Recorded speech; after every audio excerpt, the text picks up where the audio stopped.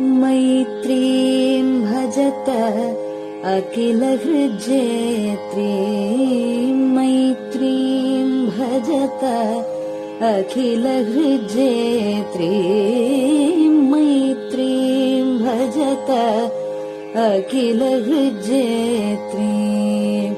आत्मवदेव परानपि पश्यत, आत्मवदेव परानपि पश्यत।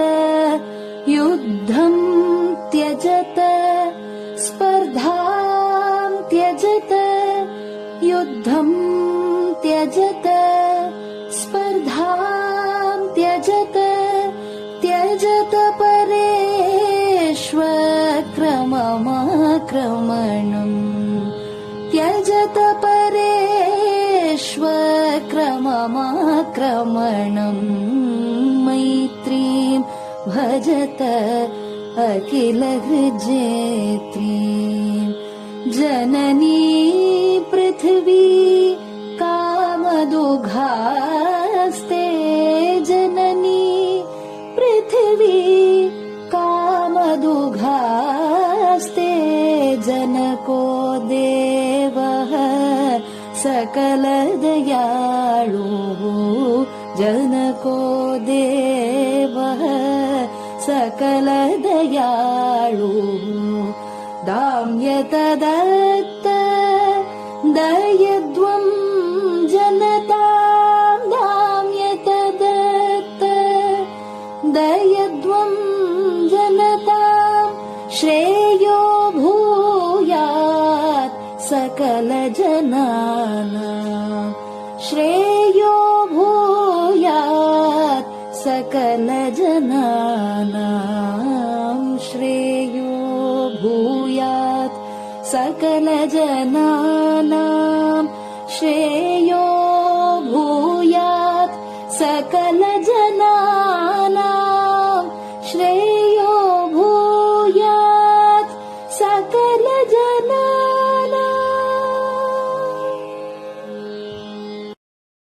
பெரிவாசரணம். மைத்ரீம் பஜத. பாடியவர் குமாரி சிவஸ்ரீ ஸ்கந்தபிரசாத்.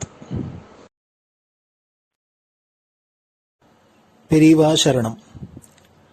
வணக்கம். பெரிவா வானொலியின் காலை நிகழ்ச்சிகளுக்கு உங்களை அன்புடன் வரவேற்கிறோம். முதலில் பெரிவா சுப்பிரபாதம். பெரிவாச்சரணம். பெரிவா சுப்பிரபாதம். பாடியவர் ஸ்ரீமதி லதா ஸ்ரீதரன் அவர்கள்.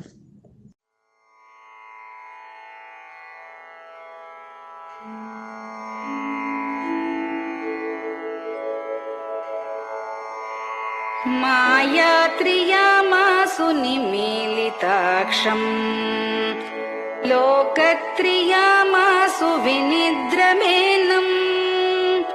लोकस्य रीत्या हि निबोधयामि, साक्षात् गुरुं चन्दिरशेखरेन्द्रम्, साक्षात् गुरुं चन्दिरशेखरेन्द्रम्। प्रातः सरोजकुसुमानि विहाय निद्राम्, बालारुणातपसुवर्णमयानि नित्यम्। कूजन्मरालकलहं सरवैः स्तुवन्ति, श्रीचन्द्रशेखर गुरो तव सुप्रभातम्, श्रीचन्द्रशेखर गुरो तव सुप्रभातम्। भृङ्गाश्च पीतमधुमत्तविलासिनिभिः युक्ताः सरोजवनजातसुरेणुपीताः, त्वां स्तुवन्ति मधुरैः कलगुञ्जनैः स्वैः। श्रीचन्द्रशेखर गुरो तव सुप्रभातम्, श्रीचन्द्रशेखर गुरो तव सुप्रभातम्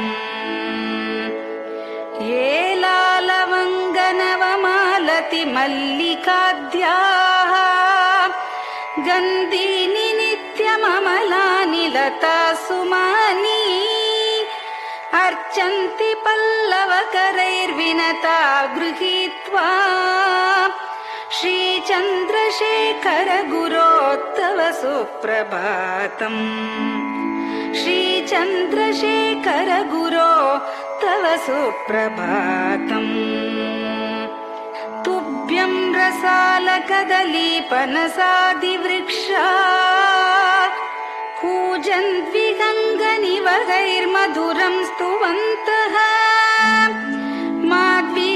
माद्वीकसङ्गमधुरं फलमुद्वहन्ति श्रीचन्द्रशेखर गुरो तव सुप्रभातम् श्रीचन्द्रशेखर गुरो तव सुप्रभातम् कावेरि वारिकृतमञ्जनपूतदेहा वेदादिमन्त्रनिवगैर्मुखरीकृताशा विप्रास्तुवन्ति सततं नतमस्तकात्माम् श्रीचन्द्रशेखर गुरो तव सुप्रभातम् श्रीचन्द्रशेखर गुरो तव सुप्रभातम्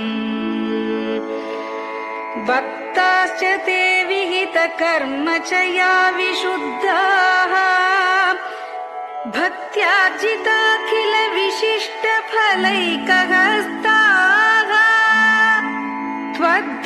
त्वद्दर्शनमगकरं परिलब्धुकामाः श्रीचन्द्रशेखर गुरो तव सुप्रभातम् श्रीचन्द्रशेखर गुरो तव सुप्रभातम् भूत्यासितेन वपुषा भुविशैव तत्त्वम् शक्त्यार्पितेन मनसा वरशाक्ततत्त्वम् नारायणेति वदता वदनेन विष्णोः तत्त्वं त्वया प्रकटितं तव सुप्रभातम् तत्त्वं त्वया प्रकटितं तव सुप्रभातम् स्वामिन् पदाब्जमधुपा इव भक्तलोकाः सेवां विधातुमधुना तव जागरूकाः उत्तिष्ठ पङ्कजपदानि निधाय भूमौ पूर्वं वदामि विनतस्तव सुप्रभातम् पूर्वं वदामि विनतस्तव सुप्रभातम् इत्यष्टकं शुभकरं कलिकल्मषघ्नम् भक्तेन केनचिदहो परिजल्पितं च उत्थाय जल्पति नरो विनत प्रभाते सन्मङ्गलानि लभते बहुधातिशीघ्रम् सन्मङ्गलानि लभते बहुधातिशीघ्रम् सन्मङ्गलानि लभते बहुधातिशीघ्रम्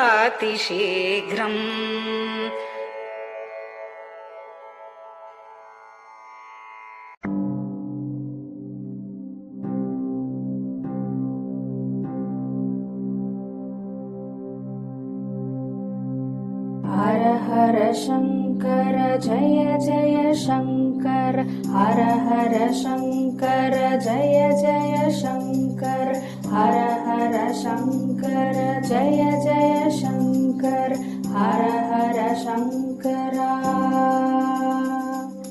हर हर शङ्कर जय जय शङ्कर हर हर शङ्कर जय जय शङ्कर हर हर शङ्कर जय जय शङ्कर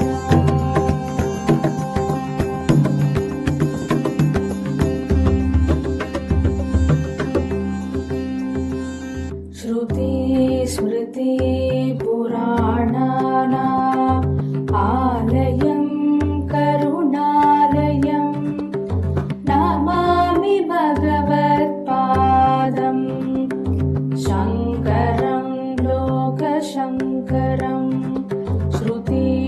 स्मृति पुराणानाम् आलयं करुणालयं नमामि भगवत्पादम् शङ्करं लोकशङ्करम् हर हर शङ्कर जय जय शङ्कर हर हर शङ्कर जय जय शङ्कर हर हर शङ्कर जय जय शङ्कर हर हर शङ्कर हर हर शङ्कर जय जय शङ्कर हर हर शङ्कर जय जय शङ्कर हर हर शङ्कर जय जय शङ्कर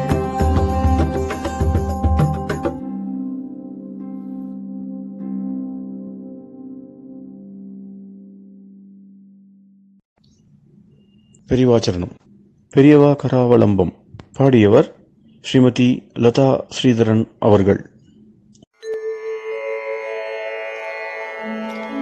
प्रातः स्मरामि भवदीयमुखारविन्दम् मन्दस्मितं च जनितापहरं जनानाम् प्रातः स्मरामि भवदीयमुखारविन्दम् मन्दस्मितं च जनितापहरं जनानाम् सम्पत्करीं च भवतोऽत्र कटाक्षलक्ष्मीं काञ्चीमठेश मम देहि करावलम्बम् सम्पत्करीं च भवतोऽत्र कटाक्षलक्ष्मीं काञ्चीमठेश मम देहि करावलम्बम् काञ्चीमठेश मम देहि करावलम्बम् काञ्चीमठेश मम देहि करावलम्बम् काञ्चीमठेश मम देहि करावलम्बम्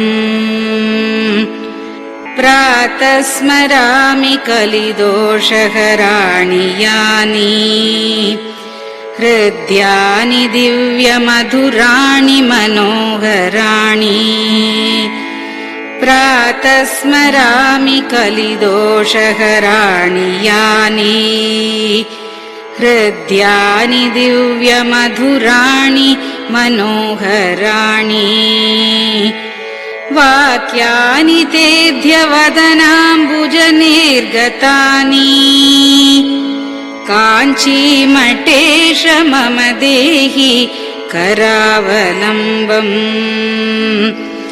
वाक्यानि तेऽध्यवदनाम्बुजनिर्गतानि काञ्चीमठेश मम देहि करावलम्बम् काञ्चीमठेश मम देहि करावलम्बम् काञ्चीमठेश मम देहि करावलम्बम् काञ्चीमठेश मम देहि करावलम्बम् वक्षस्थलं विमलहेम समानवर्णम् भस्माङ्कितं जनमनोहर कुङ्कुमाक्तम् वक्षस्थलं विमलहेम समानवर्णम् भस्माङ्कितं जनमनोहर कुङ्कुमाक्तम् प्रातः स्मरामि भवतोऽत्र चिरं महात्मन् काञ्चीमठेश मम देहि करावलम्बम् प्रातः स्मरामि भवतोऽत्र चिरं महात्मन् काञ्चीमठेश मम देहि करावलम्बम् काञ्चीमठेश मम देहि करावलम्बम् काञ्चीमठेश मम देहि करावलम्बम् काञ्चीमठेश मम देहि करावलम्बम् मत्तेभतुल्यगमनं च निरीक्ष्यतेऽद्य यात्वा वनान्तरमनन्तगजाश्च लीनाः मत्तेभतुल्यगमनं च निरीक्ष्यतेऽद्य यात्वा वनान्तरमनन्तगजाश्च लीनाः प्रातः स्मरामि गजराजगतिं तवेदम् काञ्चीमठेश मम देहि करावलम्बम् प्रातः स्मरामि गजराजगतिं तवेदम् काञ्चीमठेश मम देहि करावलम्बम् काञ्चीमठेश मम देहि करावलम्बम् काञ्चीमठेश मम देहि करावलम्बम् काञ्चीमठेश मम देहि करावलम्बम् दक्षेण दण्डमवलम्ब्य सदैतरेण हस्तेन चारुकलशं च विराजमानम् दक्षेण दण्डमवलम्ब्य सदैतरेण हस्तेन चारुकलशं च विराजमानम् रक्ताम्बरं च तव चारु कटिं स्मरामि काञ्चीमठेश मम देहि करावलम्बम् रक्ताम्बरं च तव चारु कटिं स्मरामि काञ्चीमठेश मम देहि करावलम्बम् काञ्चीमठेश मम देहि करावलम्बम् काञ्चीमठेश मम देहि करावलम्बम् काञ्चीमठेश मम देहि करावलम्बम् विस्मृत्य दोषमखिलं च ममापराधम् त्रातुं च याध्य भगवन् कृतबद्ध दीक्षा विस्मृत्य दोषमखिलं च ममापराधम् त्रातुं च याध्य भगवन् कृतबद्ध दीक्षा प्रातः स्मरामि यतिपुङ्गवतेऽनुकम्पाम् काञ्चीमठेश मम देहि करावलम्बम् प्रातः स्मरामि यतिपुङ्गवतेऽनुकम्पाम् काञ्चीमठेश मम देहि करावलम्बम् काञ्चीमठेश मम देहि करावलम्बम् काञ्चीमठेश मम देहि करावलम्बम् काञ्चीमठेश मम देहि करावलम्बम् प्रातः स्मरामि भवदीय पदारविन्दम् यस्मात् प्रयान्ति दुरितानि महान्ति तानि प्रातः स्मरामि भवदीय पदारविन्दम् यस्मात् प्रयान्ति दुरितानि महान्ति तानि आयान्ति तानि मुहुरुद्य सुमङ्गलानि काञ्चीमठेश मम देहि करावलम्बम्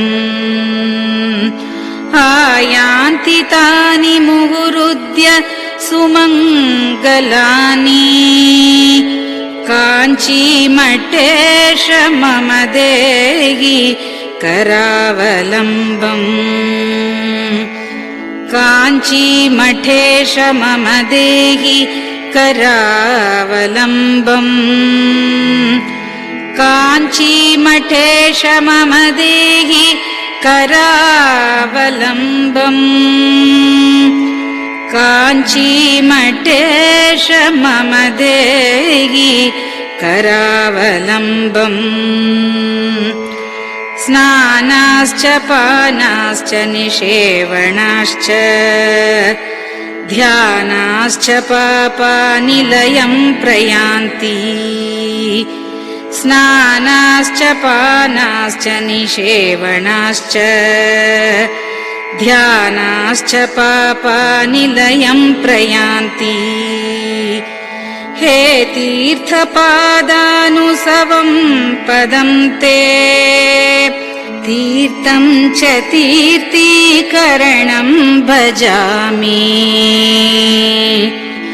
हे तीर्थपादानुसवं पदं ते तीर्थं च तीर्थीकरणं भजामि काञ्चीमठेश मम देहि करावलम्बम् काञ्चीमठेश मम देहि करावलम्बम्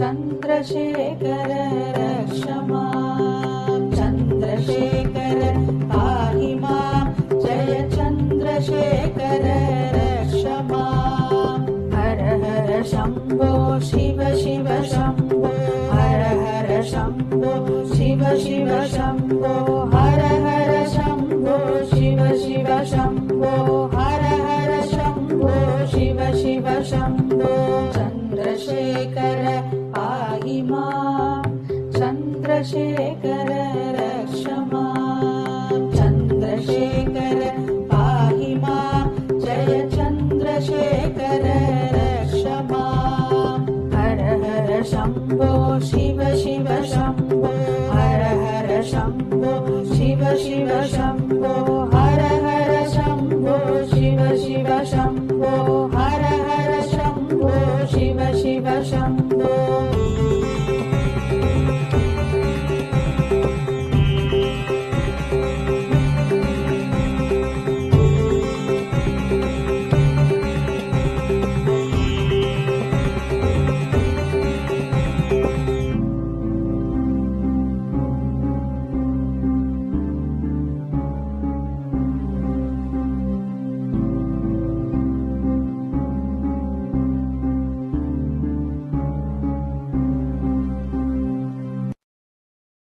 பெரியவா சரணம். நீங்கள் கேட்க இருப்பது பெரியவா குரல். மகா பெரியவா உபன்யாசங்களில் இருந்து சில பகுதிகள். நமः பார்வதி பதயே. கோவிந்தநாம கீர்த்தனம். சோனசுத்திரம்னு பேரு. துங்காபத்ரான்னு இருந்தது, சோனம் பத்ரான்னு இருந்தது சொல்றது வடக்கு. அங்க சோனம்னா சிகப்புன்னு அர்த்தம். அதான் சோனாத்துல 3 பேர். அருணம்னா சிகப்பு, சோனம்னா சிகப்பு. சோனம்னு அந்த ஜலமே இதுவா இருக்கும். அதுல கல் நிறைய வந்து கிடக்கும். அதுல அந்த கல்லெல்லாம் அதுல சிகப்பு, நல்ல சிகப்பு கல், சிந்தூரங்கல் மாதிரி அவ்வளவு கல் சிகப்பா இருக்கும் அதனுடைய விஷயத்துல. நான் கூட நேராக போயிருந்தேன். நான் கூட நிறைய பொறுக்கி கொண்டு வந்திருக்கேன். அவர் தான் பிள்ளை விக்னேஸ்வரர். அந்த கல்ல இருந்தால் விக்னேஸ்வரத்தை வைக்கிறது. அதனால இந்த அதே மாதிரி ஸ்வர்ணமுகின்னு இங்கே காளஹஸ்திக்கிட்டே இருக்கு. அதுதான் அது ஒவ்வொரு கல்லையும் ஒவ்வொரு பக்கம் தங்கம் இருக்கும். மைக்கா மாதிரி இருக்கும், சிலது மைக்காக இருக்கும், சிலது நிறைய தங்கமாக இருக்கும். அதான் இந்த மைக்கா மைன்ஸ் கூடூர் பக்கத்தில் கொஞ்சம் ஜாஸ்தி. அதனால தான் அங்கேருந்து அந்த சுவர்ணமுகரி நதியில் இந்த தங்க ரேக்கா இருக்க முடியாத மைக்காவும் இருக்கும், சில தங்கமாயும் இருக்கும். அதில் இப்போ கோலார் கோல் ஃபீல்ட்ஸ் அங்கேருந்து வரதா இருந்தாலும் தங்கமும் கலந்து வரும் அங்கே. அதுலேருந்து அந்த பிராந்தத்தில் இருக்கிறதெல்லாம் அப்படி சில கல்லில் தங்கம் பாதி இருக்கிறது அம்பாள் சுரூபம். அது சுவர்ணமுகின்னு. இந்த சுத்த ஸ்படிகம் இங்கே வல்லம்னு ஒரு ஊருக்கு தெற்க தஞ்சாவூர்லேருந்து கலெக்டர் ஆஃபீஸ் எல்லாம் வல்லத்தில் தான் வச்சுருக்கு. Thanjavur collector office. அந்த ஊரில் வஜ்ரதீர்த்தம்னு ஒரு தீர்த்தம் இருக்குது. அது எல்லாரும் கார்த்திகை ஞாயிற்றுக்கிழமை விசேஷமாக ஸ்நானம் பண்ணுவா. தீர்த்தம்னா வெட்டினது இல்லை, இது இயற்கையிலேயே அமைஞ்சிருக்கு. ஒரு பெரிய ராக் பாறைகளில் அமைஞ்சிருக்கு. அந்த ஊரில் எங்கே பார்த்தாலும் இந்த பழைய நாளில் இந்த இதெல்லாம் மூக்கநாடி இந்த ஸ்பெக்டிகல்ஸ் வரத்துக்குள்ளே வந்து வல்லத்துக்கல்ல தான் பெபிள்ஸ் வல்லத்துக்கல்ல தேய்ச்சி அப்போ மூக்கநாடி போட்டுக்கிற வழக்கம். வல்லத்தில் தான் கல், அந்த ஸ்பட்டிக கல் கிடைக்கும்னு பேர். அந்த ஸ்பட்டிகல்லையே முத்தி இருந்தா அதுக்கு வைரம். மரத்தில் முத்தினது வைரம் ஒல்லி உள்ள இருக்குது. இந்த மாதிரி ஸ்பட்டிக கல்லில் முத்தினதுக்கு வைரம்னு விஷயமாக வரும். அதுக்கப்புறம் அது வேலை செஞ்சுதானா வைரம்னு பேர் இருக்கு. வைரம்னா மரத்தினுடைய நடுவில் எல்லாம் வைரம் பாஞ்சு போச்சுன்னு சொல்றது. அந்த மாதிரி இந்த ஸ்பட்டிக கல்லில் ரொம்ப நாளாக இருந்து வைரம் பாஞ்சு போயிட்டு தானே அதுக்கு காதில் போட்டுக்கிற வைரம்னு பேர். அந்த மத்தியில் இருக்கக்கூடிய ஸ்பட்டிக நிலையில் இருக்கிறது தான் சூரியன்னு பேர். ஏன்னா ஸ்பட்டிகத்தை தான் சூரியகிரணம் விழுந்து அதுக்கப்புறம் அது அதனுடைய தாகசக்தி எல்லாம் உண்டாருது, கன்வெர்ஜ் ஆகிறது ரேஸ் எல்லாம். அந்த மாதிரி ஸ்பட்டிகம் சூரியன். இந்த சோனபுத்திரில் இருக்க முடியான சில பிள்ளையார், ஸ்வர்ணமுகரில் இருக்க முடியானது அம்பாள். ஒன்றுக்கும் கைகால் வச்சு உருவமே கிடையாது. உருவமெல்லாம் தியானம் பண்ணிக்க வேண்டியதான் பஞ்சாயத்து பூஜையில். சாலக்கிராமம் மகாவிஷ்ணு நாராயணன், மத்தியில் நர்மதையில் சிவலிங்கம். இந்த மாதிரி தான் பஞ்சாயத்தன பூஜைன்னு நம்ம வீடுகள் எல்லாம் ஏற்பட்டிருக்குது. இந்த இது நர்மதை மத்தியில் இருக்குதுன்னு சொன்ன நர்மதா மகாநதி. அந்த அந்த ஒரு ஓங்கார குண்டத்தில், அந்த குண்டத்தில் தான் ஆப்பிடுறது இந்த பானாகாரமாக இருக்க முடியாத பானலிங்கம். வேற எங்கேயும் கிடையாது நர்மதியில். இங்கே சாலிகிராமங்கிறது கண்டகி பிராந்தத்தை முழுக்க சாலிகிராம சிலையாக தான் இருக்குது. ரொம்ப தூரத்துக்கு எங்கே பார்த்தாலும் கிடைக்கிறது சாலிகிராம சிலை. இந்த சோழ நதி உற்பத்தியாவது முடிகிற வரைக்கும் எங்கே பார்த்தாலும் சோனபுத்திர விக்னேஸ்வரர் கிடைக்கிறாருங்க.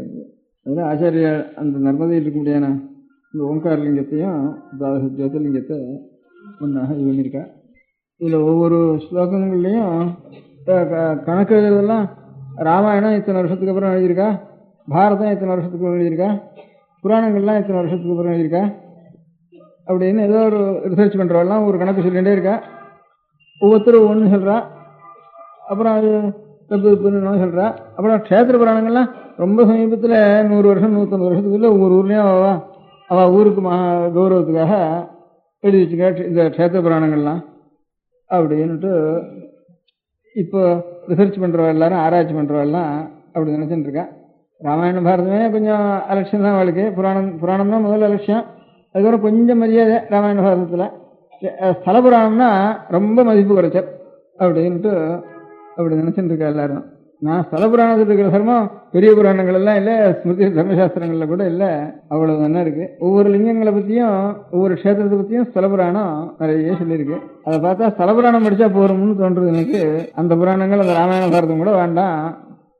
ஒவ்வொரு ஸ்தல புராணங்களும் இன்னொரு புராணத்தில் அந்தர்கதம் 18 புராணத்தில் அப்படின்னு சொல்லி ஒவ்வொரு க்ஷேத்திர மகாத்தையும் சொல்லியிருக்கு. ஸ்தல புராணங்கள்லாம் 100-200 வருஷத்துக்கு முந்தினது கிடையவே கிடையாதுன்னு தீர்மானம் ஆராய்ச்சி பண்ணுறவளுக்கு. ஆனால் எனக்கு பட்சி தீர்த்தம்னு ஒரு க்ஷேத்திரம் இருக்குப்போ. அந்த பட்சி தீர்த்தம்னா அதுக்கு இந்த நாயன்மார்கள் பாடுறதுக்கு வந்ததே 1200 1300 வருஷம் ஆச்சுன்னு தீர்மானமா அது ஒத்துக்கிறா. அன்னைக்கே கழுகு குன்றத்தில்னு எழுதியிருக்காரு. அன்னைக்கே கொண்டு கழுகு வந்துருக்கு அந்த ஊரில். அதுக்கே கழுகு குன்றம்னு அப்பவே பிடிச்சி பேர் ஏற்பட்டுருக்கு. அதனால பட்சி தீர்த்தங்கிற பேரே முதல்ல இவருடைய 1200 வருஷத்துக்கு முந்தையாவது இந்த பேர் இருந்திருக்கணும். அதனால இந்த கஷேத்திரத்துல அது பற்றி வருது அது வருதுன்னு இன்னைக்கு எழுதியிருக்க புராணத்துல பார்த்தோம்னா இது 1300 வருஷத்துக்கு இருக்க முடியாது. அன்னைக்கு கழுகுன்றத்துல என்ன அவர் சொல்லணும்னா எத்தனை நாளா கழுகுன்றதுக்கு பேர் இருந்து அவரும் இது கழுகுன்றன்னு பேர் சொல்லிருக்கணும் அவர். அதனால அத்தனை நாளைக்கு முந்தையா இருக்கணும். இவன் ராமாயணத்துக்கும் பாரதத்துக்கும் எந்த டைம் சொல்றாலும் அது கஷேத்திர புராணத்துக்கு அந்த டயத்தை காலம் ஜாஸ்தியாக போயிடுறது. அது ஒரு இல்லை ஒன்றும் இல்லை. இப்போ கஷேத்திர புராணங்கள் ஸ்தல புராணங்கள் என்னென்ன சொல்லியிருக்கோ இதெல்லாம் பார்த்தோம்னா ஆழ்வார் இந்த பாசுரங்கள்லையும் சரி இந்த நாயன்மார்கள் பாடல்லையும் சரி ஒவ்வொரு ஊருக்கு போனாலும் அந்தந்த ஸ்தல புராணத்தில் இன்னைக்கு என்னென்ன சொல்லியிருக்கோ இந்த கதையை அவள் எழுதி வச்சிருக்கா. அவன் வந்தான், அந்த ராவணன் வந்தான், இல்லை அவன் தூக்கினான், இந்திரன் வந்தான், அவன் பூஜை பண்ணினான், கௌதமன் வந்தான்ட்டு இந்த கதையெல்லாம் இந்த ஒவ்வொரு ஊர் ஸ்தல புராணத்தில் லிங்கங்களை பற்றி என்ன சொல்லியிருக்கோ இதெல்லாம் அதில் எழுதி வச்சிருக்கு. அதில் அதை காட்டிலும் பழைய புராணத்தில் இருக்கக்கூடியான தலை காலு இதெல்லாம் சொல்லியிருக்க இதெல்லாம் இன்னைக்கு கிடைக்கிறதெல்லாம் அவ்வளவு நிலம் இருக்கு, காலு இவ்வளவு தலை இருக்கு எவ்வளவு தலை இருக்குன்னு பேப்பரை பார்க்குறோம் இப்போ. அதனால இது எல்லாத்தையும் சேர்த்து பார்த்தா ஒரு புராணம் இவ ஆராய்ச்சி விசாரிச்சு இதை நம்பிட்டு நான் ஒன்றும் ஏமாந்து போகக்கூடாதுன்னுட்டு தோன்றது. அது பொய் இது பொய்ன்னுட்டு ரொம்ப சுலபமாக சொல்றது. பொய்ன்னு சொல்றது கண்ணை மூடிட்டு இருக்கவங்க சொல்லிவிடலாம், அவங்க தான் ஒன்றும் தெரியலையே, அதனால எனக்கு ஒன்றும் தெரியல, அதனால எல்லாம் பொய்ன்னுட்டு சொல்லிவிடலாம். நம்ம அஜ்ஞானத்தை தான் அது காட்டுறது. அது தாழம்பூக்குன்னு ஆரம்பிச்சேனா தாழம்பூ புராணத்துக்கு லிங்கம் இருக்குன்னா என்ன லிங்கம் நர்மதா லிங்கம்னுட்டு அதுதான் அதுதான் வரப்போறேன். அந்த மாதிரி அந்த இது எங்கேயோ போயிட்டு இவரை இருக்க வேண்டியிருக்கு, இதோ கதை சொல்லிட்டு இவரை இருக்க வேண்டியிருக்கு. ஒவ்வொரு கோவிலையும் நீங்க பார்த்தீங்கன்னா தெரியும், பின்னால சிவன் கோவிலுக்கு பின்னால கர்ப்பரகத்துக்கு பின்னால இந்த ஹம்சமும் இந்த வராகமும் இன்னும் இந்த பிரம்மவிஷ்ணுக்களும் சில நேரம் பிரம்மவிஷ்ணு இருப்பா இருக்க மாட்டா, ஹம்சம் வராகவும் நிச்சயம் இருக்கும். இந்த வராக ரூபாயும் கீழே பேத்துல வருவதாகவும் படத்துல வருவதாகவும் இந்த லிங்கத்துக்கு ஓவலா இந்த லிங்கத்திலேயே ஒரு சர்க்கிள் ஒன்று போட்டு அதில் சாமி முழுக்க இருப்பார். ஆனால் தலை மாத்திரம் கொஞ்சம் பாதி தெரியாது, கால் மாத்திரம் அடி தெரியாது, அப்படி இருக்கும். அடிமுடி காணாத ஆண்டவர்னு ஹீரோ இருக்கு. லிங்கோத்பவமூர்த்தின்னு நீ பார்த்துருக்கீங்க? லிங்கோத்பவமூர்த்தி பார்த்துருக்கேன் நான் யாராலும் பார்த்துருக்கேடா? அங்கே இங்கே கபாலீஸ்வரர் கோயில் இருக்காங்க. சில ஊர்ல விஷ்ணு இருக்கலாம். ஆனா அதுக்கு நேர் மேல மாத்திரம் விமானத்துல விஷ்ணு தான் இருக்கும். எந்த கோயிலையும் விஷ்ணு இல்லாத விமானம் கிடையாது. விமானம்னு சொன்னா தெற்க பிரம்மா இருக்கணும், விமானத்துல தெற்க கிருஷ்ணாமூர்த்தி இருக்கணும், வடக்க பிரம்மா இருக்கணும், மேற்க விஷ்ணு இருக்கணும். பிரம்ம விஷ்ணுத்துல 3 பேர். ஒரு பிள்ளையார் கோயில் விமானம் இருந்தாலும் சரி, அது பெருமாள் விமானம் இருந்தாலும் சரி, அது ஒரு பிடாரியம்மன் கோவில் விமானம் இருந்தாலும் சரி, விமான லட்சணத்திலேயே சிற்பத்துல இந்த திருமூர்த்திகள் இருக்கணும். முன்பாகத்துல எந்த மூர்த்தியோ தேவத்தை அந்த மூர்த்தி இருக்கணும். பிள்ளையார் கோயில் இருந்தால் பிள்ளையார் இருக்கணும், சுப்பிரமணிய சுவாமி இருந்தால் சுப்பிரமணிய சுவாமி இருக்கணும், பெருமாள் இருந்தால் பெருமாள் இருக்கணும். இந்த சுத்தி மாத்திரம் இந்த 3 பேர். அந்த விமானத்துல மேல இருக்கிறது மாத்திரம் மேற்கு இருக்கு நரசிம்மனா இருப்பார், நரசிம்மன் இருப்பார். இதுதான் விமான லட்சணம், சிற்ப சாஸ்திரத்துக்கு ஏற்பட்ட லட்சணம். இந்த சுவாமிக்கு அந்த சுவாமிக்கு கிடையாது. ஆனா வைஷ்ணவ கோவில்கள்ல கொஞ்சம் வர வர வர கொஞ்சம் வேறு தேவதைகளையே நம்ம பார்க்கக்கூடாது வைக்கக்கூடாதுன்னு கொஞ்சம் கொஞ்சமா விளக்கம் ஏற்பட்டதுக்கு அப்புறம் சில கோவில்களில் கொஞ்சம் கொஞ்சமா இந்த விமான லட்சணத்துல கூட மாற்றி இந்த மேல கிருஷ்ணமூர்த்தியை வைக்காம அப்படியே சில நூற்றாண்டுகளாக கொஞ்சம் குறைஞ்சி வச்சு. ஆனாலும் திருப்பதியில் அப்படியே இருக்கு, கிருஷ்ணமூர்த்தி இருக்க.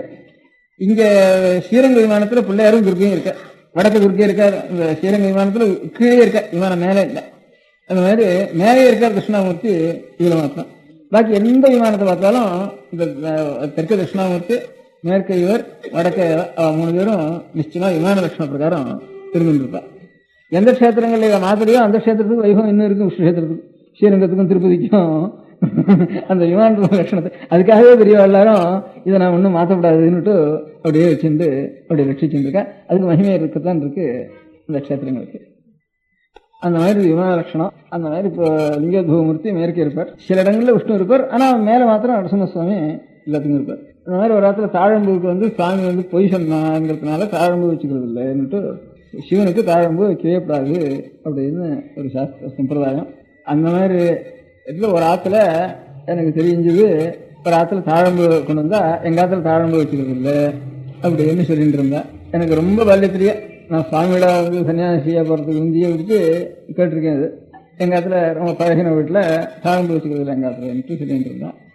அது ஏன் தாழம்பு வச்சுக்கிறது இல்லை எங்கள் ஆற்றுலன்ட்டு அப்புறம் கேட்டேன்னா அப்போ சொன்னால் 4-5 தலைமுறைக்கு வந்து எங்கள் ஆற்றுல வந்து ஒரு பொண்ணுக்கு 4 தலைமுறை இல்லை, ஒரு 10-15 தலைமுறைக்கு வந்து ரொம்ப நாளைக்கு வந்துன்னு சொன்னேன். 10-15 தலைமுறை ஆயிருக்கும். அது 10-15 தலைமுறைக்கு வந்து ஒரு பொண்ணுக்கு ஒரு பாம்பு பிறந்தது. அந்த பாம்பு பிறந்த உடனே வந்து அது அந்த பொண்ணு ஒரு நாளைக்கு அது இப்படியே ஒரு ஆற்றுல பால் காய்ச்சி ஆற வச்சு அதுக்கு வந்து அந்த பாம்புக்கு போட்டின்னு இருந்தா அந்த ஆற்றுல. அது பாட்டுக்கு விளையாடின்னு இருக்கோம். தாயாரண்டை வந்து மடியில் படுத்துன்னு இருக்கோம். அதுக்கப்புறம் பெரிய இருக்கும். இந்த மாதிரி ஒரு பால் காய்ச்சி போட்டு கொஞ்சம் பெருசாகி அப்படியே வளர்ந்துன்னு இருந்தது. பாம்பே பிறந்தது. அப்புறம் வந்து ஒரு ஆற்றுல அந்த ஆற்றுல இருந்து கல்யாணம் எங்கேயோ வெளியில் வந்தது. அந்த கல்யாணத்துக்கு அவசியம் இந்த தாயார் போக வேண்டியிருந்தது. இந்த பாம்பு தூக்கிட்டு போனா அங்கெல்லாம் பரியாசம் பண்ண வேலை கல்யாணத்துலன்னுட்டு என்ன பண்ணினா அது அநேகமாக போகிறதே இல்லையோ ரொம்ப அவசியமாக ஒரு கல்யாணத்துக்கு போயிட்டு இருந்தது. எல்லாருமே போயிட்டு இருந்த ஆற்றுல. அப்புறம் ஆற்றுல ரொம்ப ஒரு கழுவி இருந்தா அவளை மாத்திரம் ஆற்றுல வச்சுட்டு போச்சலிட்டு இருந்தா. அவளுக்கு கண் தெரியாத கழுவியவோ கொஞ்சம் ஏதோ நிதானத்தில் இப்படியே கொஞ்சம் பாலை காய்ச்சி இது கொண்டு அவளை சொன்னா நீ ஏதாவது ஆகாரம் ஏதாவது பண்ணிக்கிட்டு இருந்தா நிதானத்தில் ஏதாவது சாப்பிட்டு இருந்தா. இதுக்கு மாத்திரம் ஒரு பாலை காய்ச்சி அந்த இடத்துல இந்த இது அரைக்கிறது இல்லையா கல்லுனால கல்லறல் மாதிரி பூமியிலேயே இது கொஞ்சம் பள்ளம் பண்ணி வச்சிருந்தா. அங்கே வந்து இந்த பாலை குணம் அந்த நிதானத்தை வச்சுட்டு தடவி பார்த்து அந்த இடத்துல பாலை கொண்டு வந்து வச்சுடு அப்படின்னுட்டு சொல்லிட்டு போயிருந்தா. அதுக்கு இவ்வளோ கொஞ்சம் எத்தனை நாளைக்கு அந்த பால் அதுக்கு அந்த பாம்புக்கு போடுறதுன்னா அந்த நாய் தவறி போச்சு. தவறி போனோடனே அவர் அங்கேருந்து அந்த கதவை இப்படியே சுற்றிட்டு வந்து ரொம்ப நாழியாச்சு. ஆனால் அந்த ஷூட்டோட ரொம்ப கொதிக்க அந்த பாறை கொண்டு வந்து அந்த குழியில் வச்சா. இந்த கல் குழி ஆட்டுக்கு நடுவில் இருந்தது. அதுக்குள்ளே நாழியாச்சுன்ட்டு அந்த பாம்பு எங்கே வைக்கிற வழக்கமோ அங்கே வந்து சுருட்டின்னு படுத்துட்டு இருந்தது. இது படுத்துட்டு இருந்ததுன்னு அவளுக்கு தெரியாது. ரொம்ப கொதிக்க அடுப்புலேருந்து அப்படியே வந்து பிடிச்சிட்டு வந்து வச்சுட்டாங்க. அது செத்து போயிட்டுது அந்த பாம்பு. இப்போ கதை கேட்டால் ரசம் சுவாரஸ்யம். இப்போ நமக்கு துக்கம் வருது இல்லையா? என்னைக்கோ பார்த்து என்னோ பாம்பு குத்துன்னா நமக்கு இவ்வளோ துக்கம் வருது. இந்த கதைங்கிறதுல எதுக்கு நாம் அழகிறதுக்காக நாம் வளருவோம். இன்னைக்கு இந்த ரசம்ங்கிறது நவரசம்ங்கிறதுல சுகரசம்ங்கிறது தனியாக இந்த கவிதைகள் இருக்கிறதுங்கிறப்ப அப்போ அனுபவிக்கிறப்போ இந்த துக்கத்தோட ஆனந்தம் இருக்கு. நமக்கு இது கேட்கறப்போ ஆனந்தமா இருக்கு.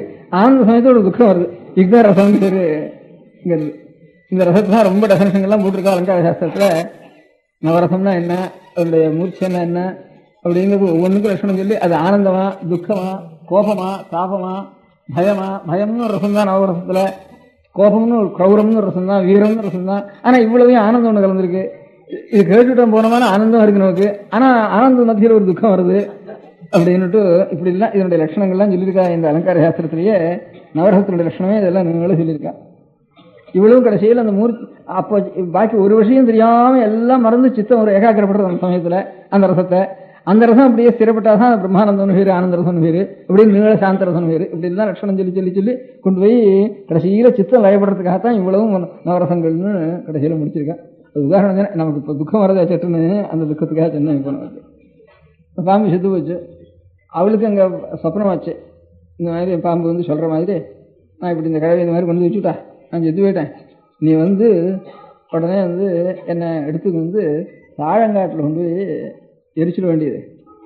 தாழங்காட்டில் கொண்டு வச்சுட்டு என்னுடைய ஞாபகத்துக்காக உங்கள் வம்சத்தில் பிறந்த பெண்களுக்கு வாக்கப்படுற பெண்களுக்கும் உங்கள் ஆற்றுல வந்து வாக்கப்படுறவங்களுக்கும் வாழ்க்கைப்படுறவங்களுக்கும் இனிமேல் தாழம்பு வைக்கக்கூடாது வச்சுக்கக்கூடாது என்னுடைய ஞாபகத்துக்காகன்னுட்டு சொல்லியிருந்தான்னுட்டு கதை சொன்னாவ. நான் ரொம்ப நாளாக அந்த கதை கேட்டுருக்கேன். அதுக்கப்புறம் அந்த வீட்டிலேருந்து நான் ரொம்ப நாளைக்கு இது கதை கேட்டு ஒரு 20-30 வருஷத்துக்கு அப்புறம் அந்த வீட்டில் இருந்து ஒரு செப்பேடுன்னு கொண்டு வந்தேன். இந்த செப்பேட்டில் அவளுக்குன்னு தெரியாது இருந்தது ஒரு செப்பேடு இந்த வீட்டில். இந்த திருவண்ணாமலை பக்கம் போலூர் திருவண்ணாமலை பக்கத்தில் ஒரு வீடு அது. அந்த அந்த செப்பேட்டில் இப்போ இருக்கிறவர்களுக்கு ரொம்ப தலைமுறைக்கு வந்து கிருஷ்ணதேவராயருக்கு அடுத்த அச்சுதேவராயர்னு விஜயநகர ராஜாவாக இருந்தார். அவர் நாளில் ஒரு செப்பேடு.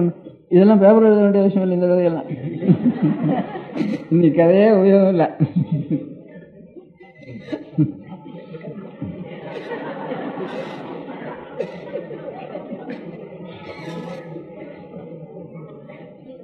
அந்த செப்பேட்டில் என்ன இருந்தது நிலக்க இன்னாருடைய 108 பிராமணாள் போட்டு அவ பேரெல்லாம் போட்டு அவள் என்ன வேதம் படித்தவா இவ்வளோ சாஸ்திரம் படித்தவா அப்படின்னு போட்டு அவளுக்கெல்லாம் நிலம் வந்து ராஜா வந்து இத்தனை நிலம் கொடுத்துருக்கான் அவளுக்கு அப்படின்னு எழுதியிருக்கு. அந்த நாள்லாம் ராஜாவுக்கு கொடுக்குறதுன்னா சில சத்திரிய ராஜாக்கள் உண்டு, சூத்திர ராஜாக்கள் உண்டு. சூத்திர ராஜாக்களா இருக்கிறவா அந்த நாள் ரொம்ப சிஷ்டாலா ரொம்ப நியமமா இருக்கிறவா சூத்திர ராஜாக்கள் இருந்தாலன்னா இவளுக்கு ஒரு பயம், அவள் வாங்கிக்குவாளோ சத்திரியாளா இருந்தா வாங்கிக்குவா அல்லது சூத்திராளா இருந்தா வாங்கிக்குவாளோ வாங்கிக்க மாட்டாளோன்னு இப்படி ஒரு பயம் அவளுக்கு ராஜாக்களுக்கு.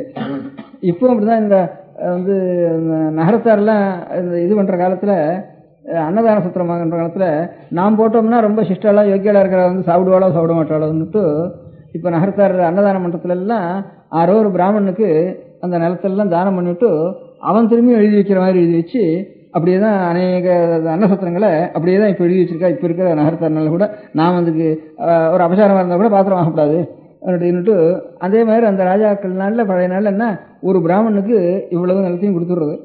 அந்த ஒரு பிராமணனுக்கு கொடுத்துட்டு அவன் என்ன பண்ணுவான், இத்தனை பேருக்கு 108 பேருக்கு நான் தானம் பண்ணினேன்னுட்டு அவன் எழுதுவான். அவனுக்கு சாஸ்திர பிரகாரம் ஒருத்தர் இடத்துல இருந்து பிரதிகிரகம் வாங்கிடுவானா அதுல முக்கால்வாசி இது பண்ணிட்டுவானா தானம் பண்ணிட்டுவானா இவனுக்கு பிரதிகிற தோஷமும் போயிடுறது. அவளுக்கு இவனிடத்துல எது வாங்கிறதுன்னு வந்து தவிர இன்னொருத்தனத்துல அவன் பார்த்து சத்பாத்திரமோ இல்லையோ ராஜா அப்படின்னு ராஜ பிரதிகிரகங்கிறதுக்கே ஒரு தோஷம் உண்டு தனியா. ஜாதியை தவிர ராஜாவிடத்திலே வாங்கப்பட தனிஷத்துல இடத்துல வாங்கினாலும் வாங்கினா ராஜாவிடத்துல வாங்கக்கூடாது. ராஜா எத்தனையோ தப்பு எல்லாம் பண்ணியிருப்பான், அதனால அவனோட ராஜ பிரதிகிரகம் வாங்கப்படாதுன்னு அப்படி ஒரு தோஷம் உண்டு. பிரதிகிரகமே தப்புன்னு உதவ வச்சுக்குவா. அதுவே அவங்க தியாகிர்வாள் கூட்டாளி ராஜா கூட்டாளி கூட எவன் கூப்பிட்டா கூட மாட்டேன்னு அப்படி சொல்லிட்டு இருந்தா. சில பேர் பார்த்துக்குவா, அவனுடைய குணாகுணங்களை பார்த்துக்குவா. அதெல்லாம் பார்த்து பெரியவாளா இருக்கிறவா வந்து அங்கீகரிப்பாளோ அங்கீகரிக்க மாட்டாளோங்கிறதுக்காக ஒரு உத்தமமான பிராமணனை பார்த்து ரொம்ப சிஷ்டனா பார்த்து அவனுக்கு கொடுத்து அவனுக்கு அந்த பிரதிகிற தோஷம் வாங்கின தோஷம் வராமல் இருக்கிறதுக்காக இப்படி எல்லாம் பண்ணி அந்த செப்பேட்டில் இப்படி எல்லாம் இருந்தது. இந்த பிராமணனுக்கு எல்லாம் கொடுத்துட்டான். அவன் 108 பேருக்கு இவன் தானம் பண்ணி கொடுத்தான் அப்படின்னு அதில் எழுதியிருந்தது. அதில் எழுதின உடனே வந்து அந்த இப்போது 108 பேரும் காணும் இப்போ அந்த ஊரில். ஆனால் மனையனே நிவேசனம் இந்த கிணறு அதெல்லாம் மாத்திரம் இருக்கு நிலக்க. இவன் ஒரு வீடு தான் இருக்கு. கடைசியில் 6 வாங்கினானோ அந்த வம்சத்தினுடைய ஒரு வீடு தான் இப்போ பாக்கி இருக்கு. அந்த வம்சம் எப்படி தெரியுதுன்னாக்கா ஒவ்வொருத்தருக்கும் கோத்திரம் போட்டிருக்கு, சூத்திரம் போட்டிருக்கு. இப்போ இருக்கிறவனுடைய கோத்திரம் இருக்குது, சூத்திரம் இருக்கு. அதில் பேர் என்ன இருக்குன்னா இப்போ இருக்கிற தலைமுறையில் இருக்கிறவனுக்கு ஒருத்தனுக்கு ராமச்சந்திரன் பேர் இருக்குது, நாகேஸ்வரன் அப்பனுக்கு ராமச்சந்திரன் பேர், பிள்ளை வரைக்கும் நாகேஸ்வரன் பேர் இப்போ இருக்கு. யஜ்ஞேஸ்வரன் பேர், நாகேஸ்வரன் பேர், ராமச்சந்திரன் பேர். இதே 3 தலைமுறை தான் சொல்லிட்டு இருக்கு. அதே நாகேஸ்வரன், யஜ்ஞேஸ்வரன், ராமச்சந்திரன் இதே 15 தலைமுறைக்கு வந்து போட்டிருக்கு. இந்த இவனுடைய பிள்ளை இவனுடைய பேர்னு சொல்றப்போ இப்போ எந்த பேர் 3 பேர் இருக்கும் 3 தலைமுறையில இதே பேர் தான் அங்கே நாகேஸ்வரன் போட்டிருக்கு. நாகேஸ்வரன் போட்டதுனால பாம்புக்காக வச்சுட்டான்னு நான் தீர்மானம் பண்ணி இருக்கு. அந்த செப்போடு கொடுக்கறதுக்கு முந்தி இப்போ நாகேஸ்வரன் இப்போ இருக்கிறவங்க கூட நாகேஸ்வரன் தான் அந்த குடும்பத்தில். அதனால நாகேஸ்வரன் பேர் வச்சதுனால பாம்பனுடைய பேரத்தினால தான் நாகேஸ்வரன் பேர் வச்சுட்டான்னுட்டு இந்த தாழம்பூவும் வச்சுக்காம இருக்கிறதுனால இந்த கதை வந்து நான் இதுல இருந்து கேட்டேன். இதே மாதிரி இப்போ ஒரு போன வருஷத்துல இதே மாதிரி ஒரு பொண்ணுக்கு பாம்பு பிறந்தது. அங்கிருந்து வந்து அப்புறம் செத்து போச்சுன்னு அரவ கொண்டு இதே மாதிரி கூட பாலை கொண்டு வச்சா இதே செத்து போச்சுன்னு இப்போ பேப்பர்ல பார்த்தேன். இப்போ ஒரு போன வருஷத்துல ஒரு பொண்ணுக்கு ஒரு பாம்பு பிறந்ததுன்னுட்டு. சரி இது கதையா நினைச்சுட்டு இருந்தவன் இது இந்த ஊர்ல என்ன சமாச்சாரம் நான் சொன்ன கதை அவளுக்கு தெரியாது அப்படின்னுட்டு அவளுக்கு தெரியும். பேப்பர்காரன் நான் சொன்ன கதையிலேருந்து எழுதவில்லையும் இந்த ஊர்ல இந்த பிறந்ததுன்னு யாராலும் கேட்ட பார்த்த ஞாபகம் இருக்காது. ஒரு பொண்ணுக்கு பாம்பு பிறந்ததுன்னு இப்போ ஒரு வருஷத்துக்குள்ள பேப்பர்ல பார்த்தேன் எழுதிருந்தது. என்ன மார்வாடி வீட்லையா பாம்பு பிறந்ததா அந்த மாதிரின்னுட்டு இந்த மாதிரி எதுக்காக சொல்றேன், இந்த புராணத்தில் இருக்கிறதுக்கெல்லாம் பேப்பர்ல வந்துருந்து. இப்போ நான் இதே மாதிரி கதையே அப்புறம் பேப்பர்ல வந்துருந்து இந்த மாதிரி புராணத்தை வச்சுட்டு இப்போ சமீபத்தில் கூட வந்தது. ரொம்ப நாளாக வந்துட்டு இருக்கு. இப்போ 40,000 வருஷத்தினுடைய எலும்பு இவ்வளவுன்னா அது நில தொடி இருக்கு. அது கேட்ட ஞாபகம் இருக்கும் இல்லை இருக்கும். அது அடிக்கடி வருது. அங்கே கிடைச்சது இங்கே கிடைச்சதுன்னுட்டு அது அடிக்கடி வருதுன்னுட்டு. அதனால இப்போ அந்த நாள் கதையில் அத்தனை வருஷம் இருந்தா இத்தனை வருஷம் இருந்தா இத்தனை வருஷம் இருந்தாங்கிறதுக்கு நமக்கு இல்லைங்கிறதுனால அதெல்லாம் பொய்ன்னு நம்ம தீர்மானம் பண்றது நமக்கு தெரிஞ்சுக்கிறதுக்கு யோக்கியது இல்லைங்கிற தோட நாம் நிறுத்தணுமே தவிர புராணத்தெல்லாம் பொய்ன்னு சொல்லக்கூடாதுன்னு அதுக்காக சொல்ல வந்தேன்.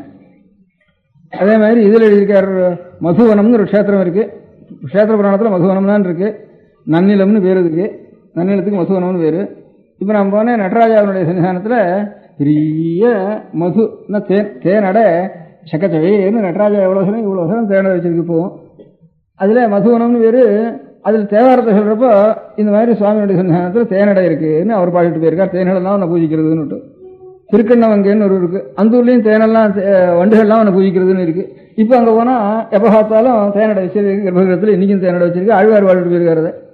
அந்த க்ஷேத்திர புராணத்திலையும் மதுவனம்னு பேர் இருக்கு. இது எல்லாம் பேர் இருக்கு. கழுவுகுன்றம்னு பேர் இருக்கு. அதனால என்னென்ன க்ஷேத்திர புராணத்தில் இருக்கோ அதெல்லாம் ஒவ்வொரு க்ஷேத்திரத்திலையும் புராணத்தில் இருக்கிறது அவா பாடிட்டு போயிருக்கா. அது 1500 வருஷத்துக்கு குறைஞ்சபட்சம் 1000 வருஷமா இருக்கு. அதுக்கு முந்தி எத்தனையோ 400 வருஷமா இருந்தா தான் கதை வந்து ட்ரெடிஷன் வாழ்க்கை வந்திருக்கும். அதில் இவ ராமாயண பாரதத்துக்கு எத்தனை வருஷம் சொல்றாலும் அத்தனை வருஷம் ஒவ்வொரு ஸ்தலபுராணத்துக்கும் அந்த வருஷத்துக்கு குறைச்சலே இல்லை. அதனால அதுக்காலும் பழசா இருக்கணும், தவிர புதுசா இருக்கிறதுக்கு இல்லை. இந்த மாதிரி இந்த மாயவரத்தில் ஒரு ஸ்தலபுராணம் இருக்கு. அந்த ஸ்தலபுராணத்துல வந்து காசி கேதாரம் எல்லாத்துக்கும் போயிட்டு ஒரு தம்பதிகள் 2 பேர் வந்தா அவ மாயவரத்தில் வந்து ஒருத்தருக்கு இந்த கஷேத்திர புராணத்தினுடைய கதையை சொன்னான்னு இருக்கு. இந்த காசியில எந்த கஷேத்திரத்துக்கு போனாலும் சொன்னா அந்த கஷேத்திர புராணத்துல இவா கதையை அங்க சொல்லியிருக்கு. அதனால இதுக்கு ரயிலும் கிடையாது, தபாலும் கிடையாதுப்பா. அப்ப இருக்கிறது ஒவ்வொரு எங்கேயோ ஹிமவத் பருவத்தில் இருக்கிற கதைக்கும் நம்ம காவேரி தீரத்தில் இருக்கிற கஷேத்திரத்துக்கும் இங்க அதனுடைய பாக்கி அங்க இதனுடைய பாக்கி இப்படி சொல்லியிருக்கு. அதனால இது எல்லாத்தையும் பெருசா சேர்த்து ரிசர்ச் பண்ணினோம்னா ஒண்ணுமே பெரளி இரளின்னு சொன்னோம்னா நமக்கு அஜ்ஞானம் தான் அதுல இருந்து பிரகாசிக்குமே தவிர அதெல்லாம் ஒன்றும் பெரளின்னு தீர்மானம் பண்ண வேண்டாம் அப்படின்னு நான் நினைச்சிருந்தேன் என் மனசுக்கு. அதனால வால்மீகி, வியாசர், ஆச்சாரியார் நிறைய எழுதியிருக்கா. ஒரு பஜகோவிந்தம் கேட்டாலே ஆனந்தமா இருக்கு நமக்கு. அதனால இவ்வளவு ஆச்சாரியாலாம் என்ன ஆதிசங்கராச்சாரியால் என்ன புத்தகம் பண்ணினாலும் தெரியாது. பாஷ்யம் விஷயம் சராசரி அது இதுன்னா தெரியாது. பஜகோவிந்தம் பண்ணினவாருன்னா அவள் தான் ஆச்சாரியா. அது வச்சுக்குவோம். இப்போ பாக்கி புத்தகங்கள்லாம் அப்படி வேணா ஓட்டும். பஜகோபம் பண்ணினா சங்கராச்சாரியால்னு அது ஒன்று தீர்மானம் பண்ணிக்கலாம்.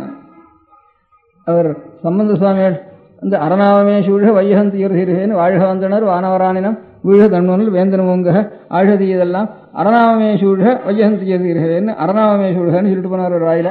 எத்தனையோ சுவாமிக்கு சிவனுக்கு 108 அஷ்டோத்தர பேர் இருக்கு. மகேஸ்வரன் இருக்கு, திரைம்பகன் இருக்கு, சந்திரசேகரன் இருக்கு. இருந்தாலும் அரணாமம்னு அரணுடைய நாமம் சூழ அங்கே பார்த்தாலுங்க. ஆச்சாரியால் விஷ்ணுவுக்கும் எத்தனையோ பேர் இருக்கு. பஜ கோவிந்தம் கோவிந்தம் தான்.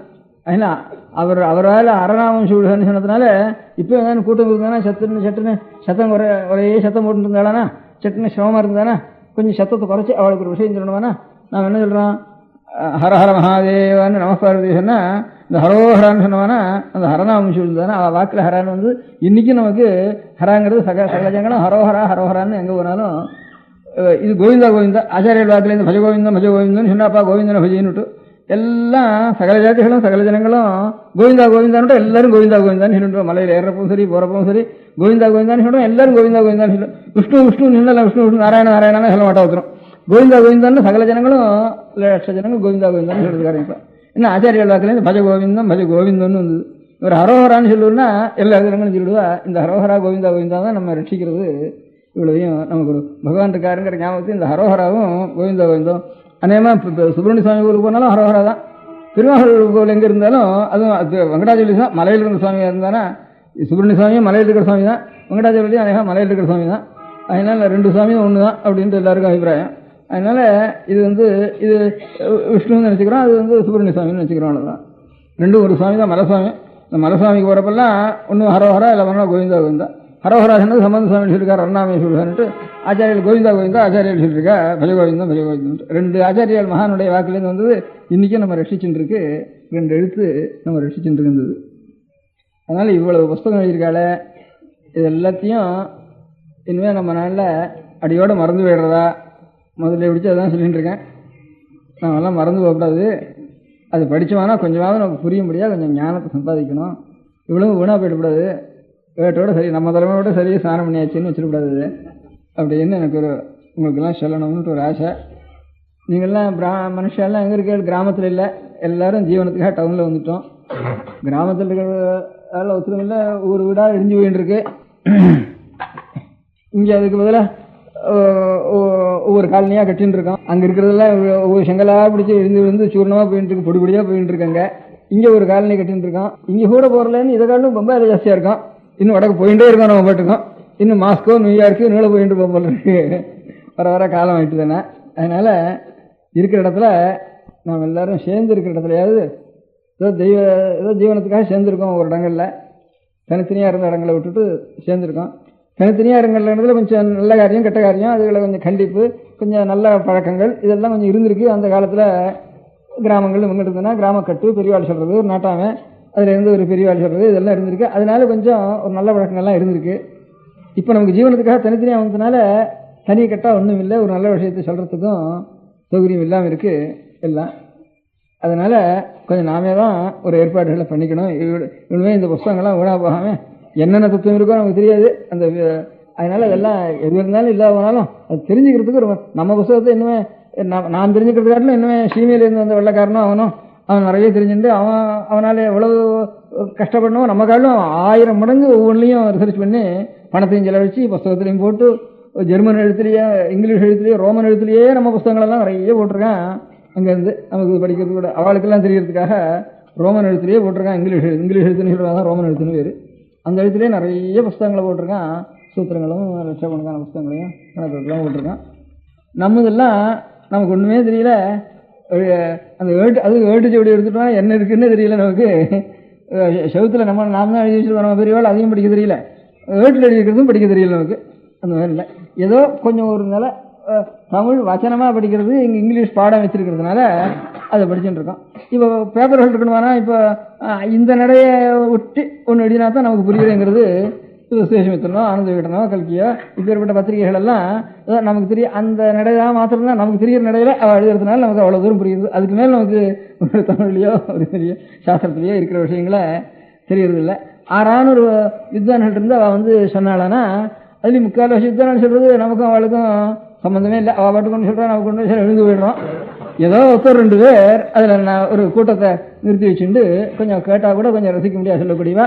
ஏதோ ஒரு 100 வித்வான்கள் இருந்தால் 2 பேர் வித்வான்கள் அப்படி கொஞ்சம் கிடைக்கிறது. அதுவும் கொஞ்சம் முன்காலத்தில் அது கூட இல்லை. இப்போ கொஞ்சம் சில பேர் சில வித்வான்கள் சமஸ்கிருதம் இங்கிலீஷே படிக்காதவாளுக்கு, தமிழ் படத்துலையும் இங்கிலீஷ் படத்துலையும் படிக்காதவாளுக்கு ஒரு ஆயிரக்கணக்கான ஜனங்கள் போடுறதுங்கிறது இப்போ தான் சமீபத்தில் கொஞ்சம் நல்லா உண்டாயிட்டு இருக்கு. அது ஒரு பெரிய பாக்கியம் தான் நமக்கு. அப்படி சில பேர் வந்துட்டு இருக்கேன். பள்ளிக்கூடத்துக்கு போகாத காலத்தில் ஆயிரக்கணக்கான ஜனங்கள் அவள் நல்ல விஷயத்தை சொல்கிறப்போ கேட்கறதுக்கு வந்துட்டு இருக்கேன். அதனால இதெல்லாம் வெறும் விட்டுறக்கூடாது அப்படின்னு ஒரு ஆசை எனக்கு. அதனால ஒவ்வொரு இடத்துலையும் ஒரு பொண்டுகள் தான் எனக்கு முதல்ல கொஞ்சம் அவளுக்கு கொஞ்சம் இப்போ கொஞ்சம் சாவகாசம் இருக்கு. அவள் எல்லாரும் உத்தியோகத்துக்கு போயிட்டாலும் அதுக்கப்புறம் அவள் கூட சாவகாசம் இருக்காது. இன்னொரு 1/4 பேர் தான் இப்போ போயிருக்கா உத்தியோகத்துக்கு, இன்னும் 3/4 பேர் உத்தியோகத்துக்கு போகலை. அந்த அதுக்குள்ள கொஞ்சம் ஒரு 10 பேர் அங்கங்கே பக்கத்தில் இருக்கிறவா சேர்ந்து ஒரு 10 நாள் சங்கம்ங்கிறது கூட தப்பு தான், இருந்தாலும் இதுக்காக பண்ணிக்க வேண்டியிருக்கு ஒரு தோஷத்தினுடைய விருத்திக்காக அந்த 10 பேர் ஒரு சங்கமாக சேர்த்துக்கிறது. சேர்ந்துட்டாலானா அவளுக்கு நான் இதெல்லாம் அப்படி எழுதி அனுப்பிச்சுட்டாலானா இந்த மாதிரி ஒரு சங்கமாக சேர்ந்துருக்கோம், எது படிக்க சொல்லிடோ அதை படிக்கிறோம் அப்படின்னு எழுதினாலானா அவளுக்கு ஏதான புஸ்தகங்களை அனுப்பிச்சுட்டு இருக்கேன். தமிழில் பழைய புஸ்தகங்களும் நமக்கு என்னதுன்னு கொஞ்சம் புரிய முடியாகவும், இல்லை சாஸ்திரங்களையும் சம்ஸ்கிருதத்திலையும் கூடியான புஸ்தகங்களையும் அவள் தெரிஞ்சு கொள்ள முடியாகவும் கொஞ்சம் சின்ன சின்ன புஸ்தகங்களாக போட்டு நமக்கு சொல்லிக் கொடுக்குற வாக்கு இல்லாமனா கூட இப்போ ஹிந்தி இங்கிலீஷு இதெல்லாம் தானே கற்றுக்கிறதுன்னு சில புஸ்தகங்கள் போடுறா. அந்த மாதிரியாவது சில புஸ்தகங்களை போட்டு கொடுக்க சொல்லலாம்னுட்டு ஒரு அபிப்பிராயம் எனக்கு.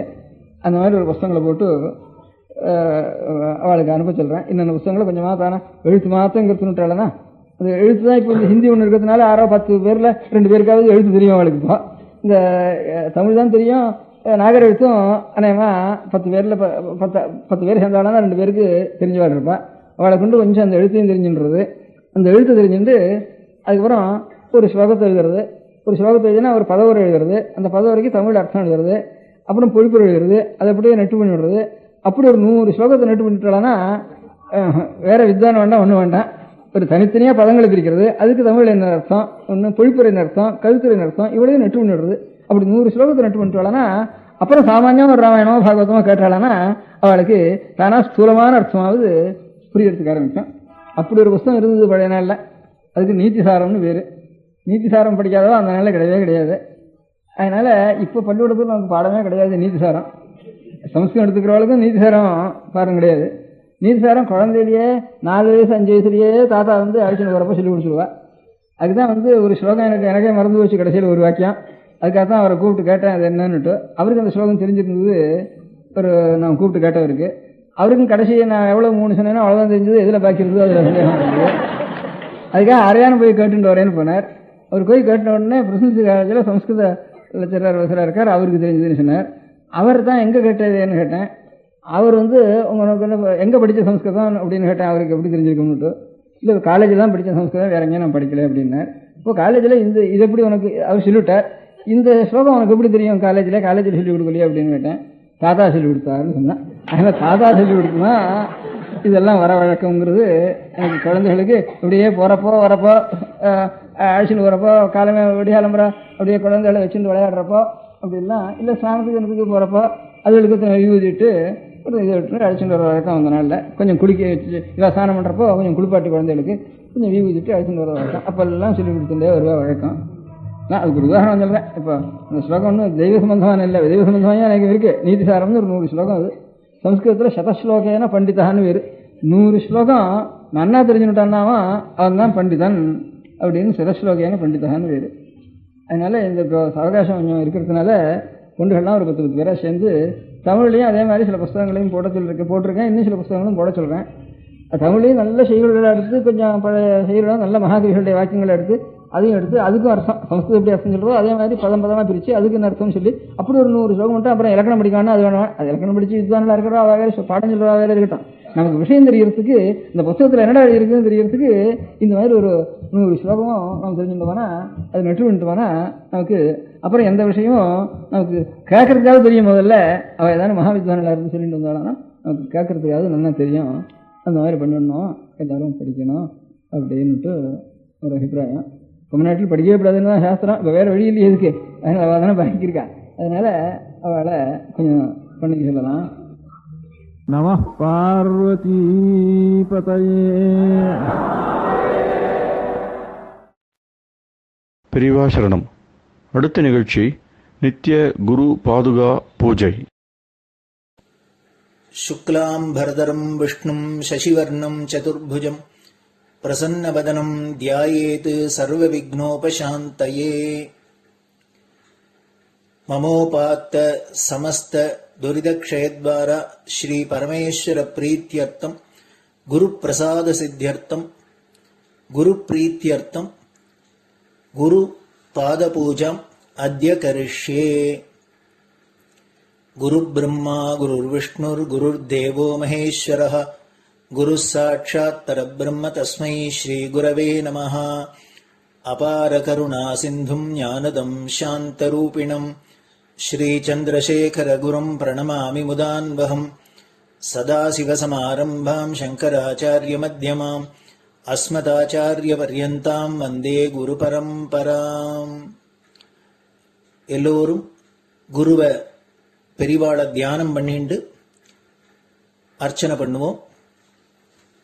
அஷ்டோத்திரம். பெரியவா அஷ்டோத்திரம் பல அஷ்டோத்திரங்கள் இருக்கு.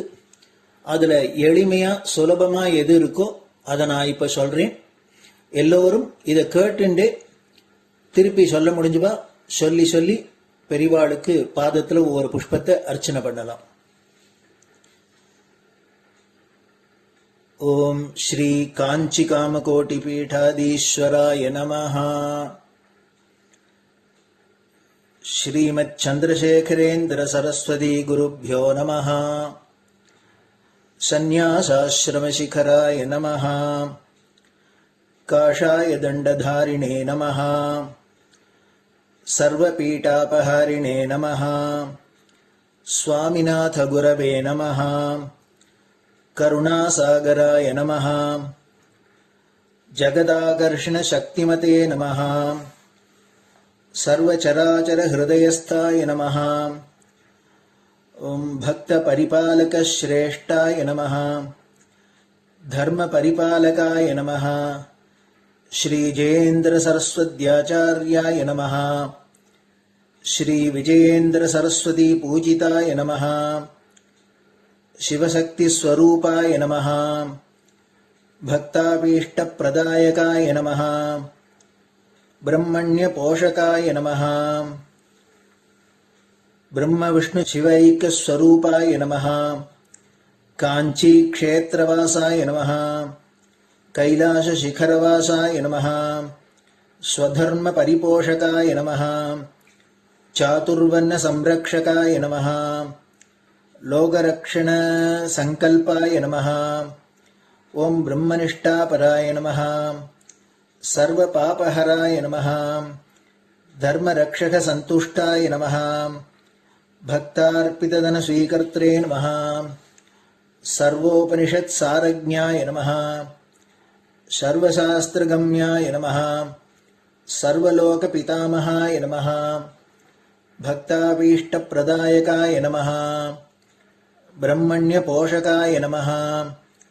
नानाविध पुष्पार्चितपताय नमः रुद्राक्षक्रीडधारिणे नमः भस्मोद्धूलितविग्रहाय नमः सर्वज्ञाय नमः सर्वचराचरव्यापकाय नमः अनेकशिष्यपरिपालकाय नमः मनश्चाञ्चल्यनिवर्तकाय नमः अभयहस्ताय नमः भयापहाय नमः यज्ञपुरुषाय नमः यज्ञानुष्ठानरुचिप्रदाय नमः यज्ञसम्पन्नाय नमः यज्ञसहायकाय नमः यज्ञफलदाय नमः यज्ञप्रियाय नमः उपमानरहिताय नमः स्फटिकतुलसीरुद्राक्षहारधारिणे नमः चातुर्वर्ण्यसमदृष्टये नमः ऋग्यजुस्साम अथर्वणादिचतुर्वेदसंरक्षकाय नमः दक्षिणामूर्तिस्वरूपाय नमः जाग्रत्स्वप्नसुषुप्ति अवस्थातीताय नमः कोटिसूर्यतुल्यतेजोमे शरीराय नमः साधुसङ्गसंरक्षकाय नमः अश्वगजगोपूजानिर्वर्तकाय नमः गुरुपादुकपूजातुरन्तराय नमः कनकाभिषिक्ताय नमः स्वर्णबिल्वदलपूजिताय नमः सर्वजीवमोक्षदाय नमः मूकवाक्ताननिपुणाय नमः नेत्रदीक्षादानाय नमः द्वादशलिङ्गस्थापकाय नमः गानरसप्रियाय नमः ब्रह्मज्ञानोपदेशकाय नमः सकलकलासिद्धिताय नमः चातुर्वर्ण्यपूजिताय नमः अनेकभाषासम्भाषणकोविताय नमः अष्टसिद्धिप्रदायकाय नमः ओं श्री शारदामठसुस्थिताय नमः नित्यान्नदानसुप्रीताय नमः प्रार्थनामात्रसुलभाय नमः पादयात्राप्रियाय नमः नानाविधमतपण्डिताय नमः श्रुतिस्मृतिपुराणज्ञाय नमः देवयक्षकिन्नरकिंपुरुषपूज्याय नमः श्रवणानन्दकरकीर्तये नमः दर्शनानन्दाय नमः अद्वैतानन्दभरिताय नमः अव्याचकरुणामूर्तये नमः शैव वैष्णवादिमान्याय नमः श्रीशङ्कराचार्याय नमः दण्डकमण्डलोहस्ताय नमः वीणामृदङ्गसकलवाद्यनाथस्वरूपाय नमः रामकथारसिकाय नमः वेदवेदाङ्ग आगमादिसकलकलासतस्प्रवर्तकाय नमः हृदयगुहाशयाय नमः शतरुद्रीयवर्णितस्वरूपाय नमः केदारेश्वरनाथाय नमः अविद्यानाशकाय नमः निष्कामकर्मोपदेशकाय नमः लघुभक्तिमार्गोपदेशकाय नमः लिङ्गस्वरूपाय नमः सालग्रामसूक्ष्मस्वरूपाय नमः कालड्यां शङ्करकीर्तिस्तम्भनिर्माणकर्त्रे नमः जितेन्द्रियाय नमः शरणागतवत्सलाय नमः श्रीशैलशिखरवासाय नमः डमरुकनादविनोदाय नमः वृषभारूढाय नमः दुर्मदनाशकाय नमः आभिचारिकदोषहर्त्रे नमः मिताहाराय नमः मृत्युविमोचकशक्त्याय नमः श्रीचक्रार्चनतत्पराय नमः दासानुग्रहकारकाय नमः अनुराधानक्षत्रजाताय नमः सर्वलोकख्यातशीलाय नमः वेङ्कटेश्वरचरणपद्मषट्पदाय नमः श्री महात्रिपुरसुन्दरी समेत श्री चन्द्रमौलीश्वर पूजाप्रियाय नमः श्रीमच्चन्द्रशेखरेन्द्र सरस्वती सद्गुरु परब्रह्मणे नमः गुरुभ्यो नमः परमगुरुभ्यो नमः परमेष्टिगुरुभ्यो नमः परात्परगुरुभ्यो नमः गुरुपरम्पराभ्यां नमः गुरुपादुकाभ्यां नमो नमः. அடுத்தது ஊதுபத்தி இருந்தால் அதை காமிச்சு தூபம், நெய் தீபம் இருந்தா காமிச்சு அதை நெய் தீபம் தீபம் காமிச்சுட்டு நெய்வேத்தியம் வெத்தலைப்பாக்கு பழம் இதுலேருந்து ஆரம்பிச்சு அவளுக்கு எது சௌரியமோ அதுபடி நைவேத்தியம் பண்ணலாம். அதுக்கு அடுத்தது கற்பூர ஹாரத்தி பண்ணி எல்லோரும் பிரதட்சிண நமஸ்காரம் பண்ணி பெரியவாள்கிட்ட பிரார்த்தனை பண்ணிண்டு எல்லோரும் க்ஷேமமா இருக்கணும், லோகம் பரம மங்களமா சௌக்கியமா இருக்கணும், எல்லோரும் வியாதி வெக்க இல்லாத ஆயுராரோக்கிய ஐஸ்வர்யத்தோட சாந்தம் அமைதியோட ஞான வைராக்கியத்தோட எல்லோரும் நல்லவர்களாயிருந்து நன்மையை அடையணும்னு பிரார்த்தனை பண்ணி இந்த பூஜையை தினம் செய்யலாம். குரு பிரம்மா குருர் விஷ்ணுர் குருர் தேவோ மகேஸ்வரः குரு சாட்சாத் பரபிரம்ம தஸ்மை ஸ்ரீ குரவே நமः. அபார கருணா சிந்தும் ஞானதம் சாந்தரூபிணம் ஸ்ரீச்சந்திரசேகர குரும் பிரணமாமி முதான்வகம். சதாசிவசமாரம்பாம் சங்கராச்சாரிய மத்யமாம் அஸ்மதாச்சாரிய பர்யந்தாம் வந்தே குரு பரம்பராம். குரு பாத பூஜை நிறைவடைஞ்சது. பெரியவா சரணம். திருச்சிற்றம்பலம்.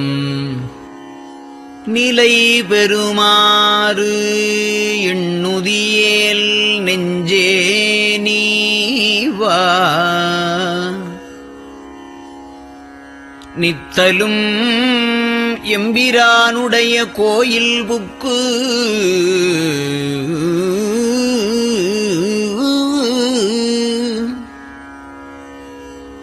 புலர்வதன் முன் அலகிட்டு மெழுக்குமிட்டு பூமாலை புனைந்து ஏத்தி புகழ்ந்து பாடி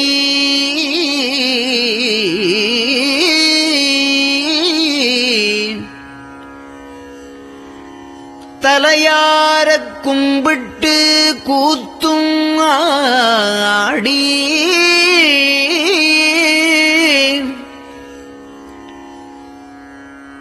சங்கரா ஜய போற்றி போற்றி என்றும்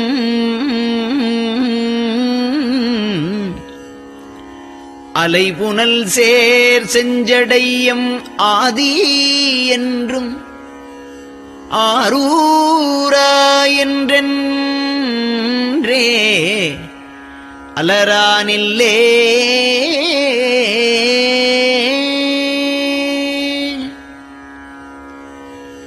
தந்தது உந்தன்னை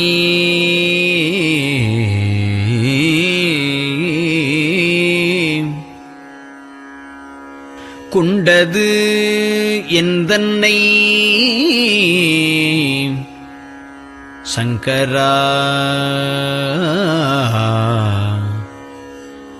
ஆர்வலோ சதுரர் அந்தம் ஒன்றில்லா ஆனந்தம் பெற்றேன்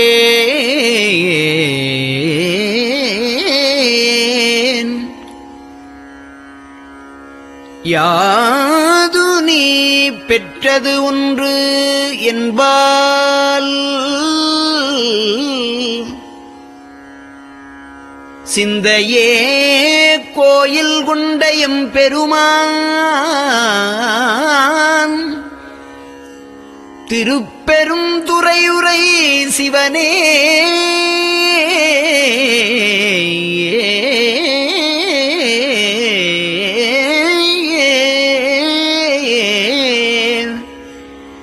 எந்த ஈசா உடல் இடம் கொண்டாய் யான் இதற்கு இலன் ஓர் கைமாறே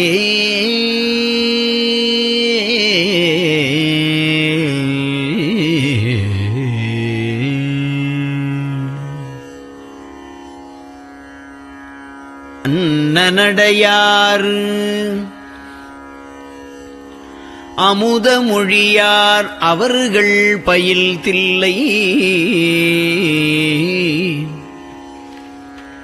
தென்னன் தமிழும் இசையும் கலந்த சிற்றம்பலம் தன்னுள்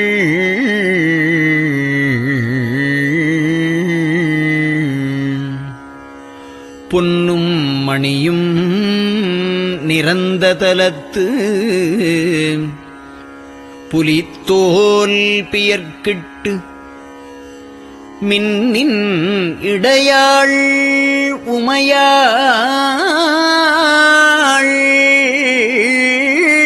காண விகிர்தன் ஆடுமே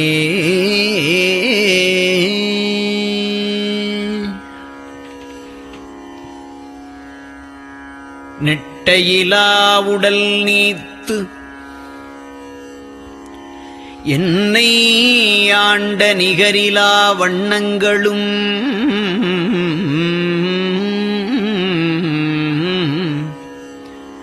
சிட்டன் சிவனடியாரை சீராட்டும் திறங்களுமே சிந்தித்து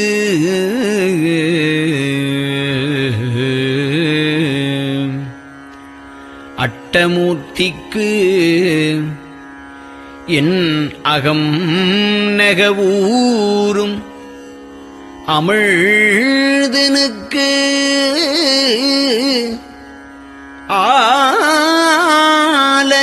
ஆலநீழற்பட்டனுக்கு என்னை தன்பாற்படுத்தானுக்கே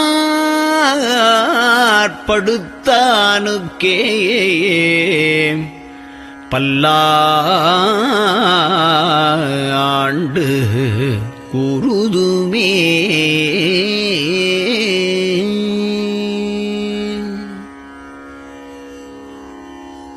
நெஞ்சம் ஈசனைக் காண்பதே விரும்பி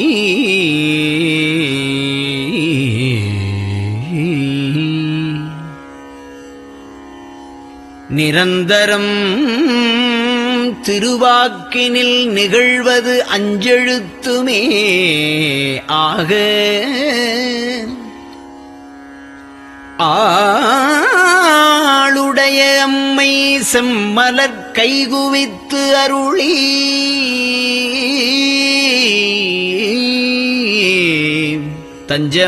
தஞ்சமாகி அரும் தவம் புரிய தரிப்பரே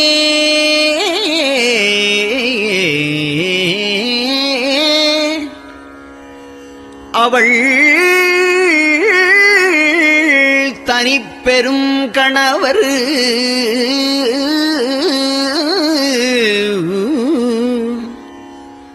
வஞ்சம் நீக்கிய மாவின் மூலத்து வந்து தோன்றினார் மலைமகள் காண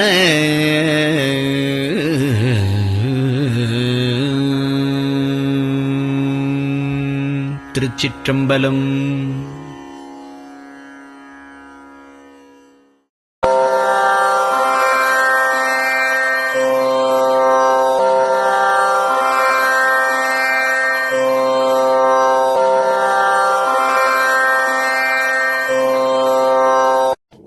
பெரியவா சரணம். பெரியவா வானொலியின் காலை நிகழ்ச்சிகள் இத்துடன் நிறைவடைகின்றன. எமது அடுத்த ஒளிபரப்பு இன்று மாலை இந்திய நேரப்படி 6 மணிக்கு துவங்கும். பெரியவா சரணம்.